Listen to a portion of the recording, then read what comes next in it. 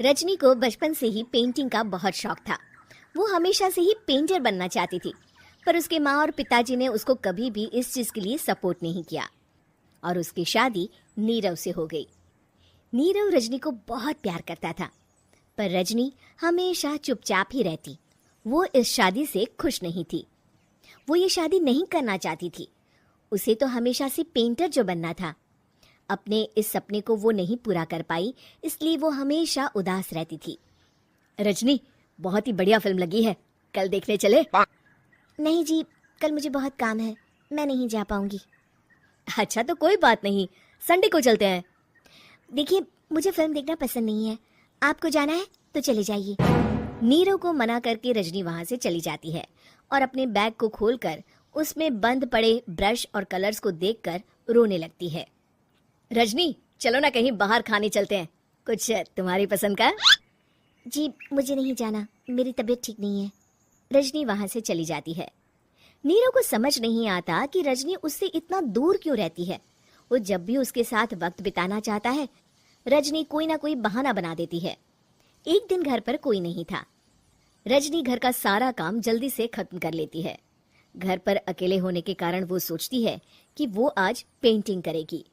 वो अपने कमरे में जाकर पेंट ब्रशेस और कलर्स निकालकर जैसे ही कलर मिक्स कर रही होती है कि दरवाजे पर बेल बज जाती है। अब कौन आ गया इस वक्त? इतनी मुश्किल से तो मुझे पेंट करने का मौका मिला है। रजनी दरवाजा खोलती है तो उसकी सास अपनी सहेलियों के साथ खड़ी होती है और सब घर के अंदर आ जाते हैं। अरे बहू, सबको शरबत बनाकर पिला दे, बाहर तो बड़ी गर्मी है। उफ। जी। रजनी पेंट ना कर पाने से उदास हो जाती है। उसे गुस्सा भी आ रहा होता है कि उसने इस शादी के लिए हाँ क्यों कह दी। वो रसोई में जा रही होती है कि उसकी सास उसे रोकती है। बहू, सबके खाने का भी इंतजाम कर लेना, आज का लंच तो ये सब यहीं करेगी। हाँ। रजनी बिना कुछ कहे रसोई में चली जाती है। सबके लिए खाना बनाती है।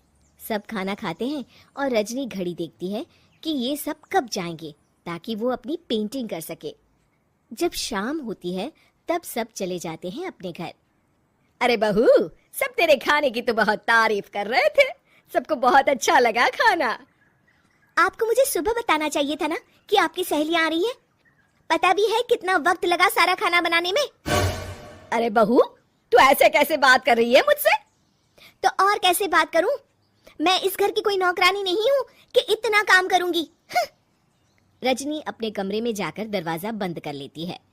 शाम को जब नीरव आता है तो उसकी माँ उसे पूरी घटना के बारे में बताती है। क्या? रजनी ने आपसे इस तरह बात की माँ? हाँ, और पता नहीं उसे क्या हो गया है, शाम से बाहर भी नहीं आई है। मैंने तो कई बार आवाज दी, खाना भी नहीं खाया उसने। तू ही बात करके देख ले बेटा। नीरव अपने कमरे का दरवाजा खटखटाता है। रजनी, दरवाजा खोलो, मैं हूँ। रजनी दरवाजा खोलती है और फिर वापस जाकर अपने बिस्तर पर लेट जाती है। रजनी, माँ से बात करने का ये क्या तरीका है? मैंने कोई गलत बात नहीं की है। अरे तुम क्यों ऐसे बर्ताव कर रही हो सबके साथ? क्या तुम इस शादी से खुश नहीं हो? रजनी कुछ नहीं बोलती। अरे बताओ मुझे रजनी, क्या ये शादी तुम्हारी मर्जी के खिलाफ हुई है? हाँ, मैं ये शादी कभी नहीं करना चाहती थी। तुमसे क्या, मैं किसी से भी शादी नहीं करना चाहती थी। रजनी रोने लगती है। चुप हो जाओ रजनी, बताओ मुझे, तुम क्यों नहीं करना चाहती थी शादी?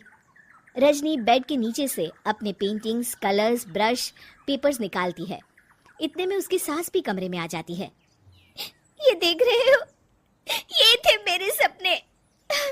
मैं पेंटर बनना चाहती थी, पर माँ पापा ने कभी सपोर्ट नहीं किया और मेरी शादी करवा दी।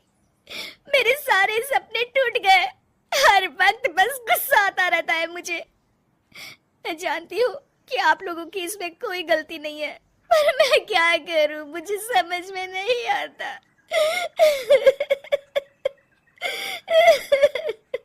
रजनी फूट फूट कर रोने लगती है। मुझे माफ कर दीजिए, आप दोनों के साथ मैं बहुत बुरा बर्ताव कर रही हूँ।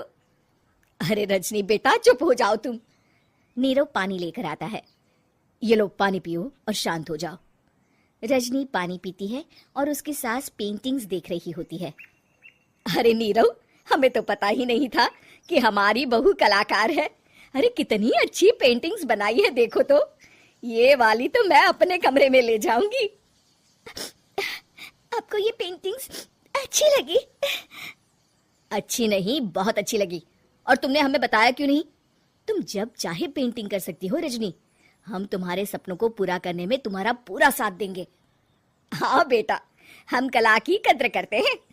हम कलाकार तो नहीं, पर मुझे गर्व है कि मेरी बहू एक कलाकार है। रजनी, नीरव और सास तीनों हंस पड़े।